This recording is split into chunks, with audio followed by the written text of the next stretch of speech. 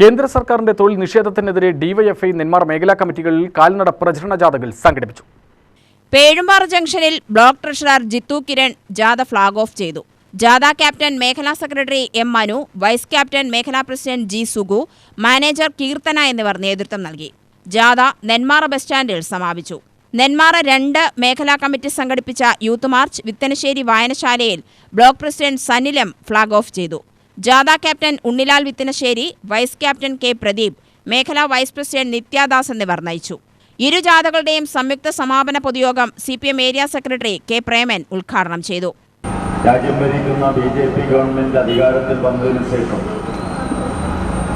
ഈ രാജ്യത്തെ അഭ്യസ്തവിദ്യരായ യുവതീ യുവാക്കളുടെ തൊഴിലെന്ന സ്വപ്നത്തെ തല്ലിക്കെടുത്തുകൊണ്ടുള്ള നയങ്ങളാണ് സർക്കാർ തുടർന്നു വരുന്നത്.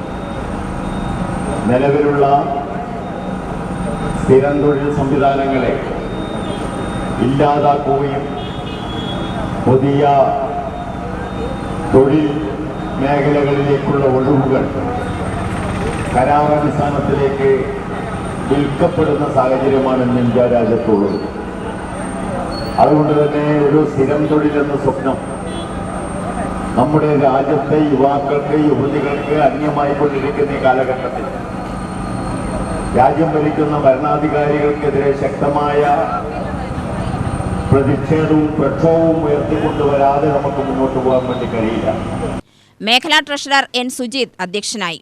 LC അംഗം C Prakashan, block panchayat vice president K Narayanan, LC secretary Usha Raveendran, area committee അംഗം അജിത് കുമാർ എന്നിവർ പ്രസംഗിച്ചു. മേഖലാ ട്രഷറർ ലെനിൻ വികാസ് നന്ദി പറഞ്ഞു. UTV news, Palakkad.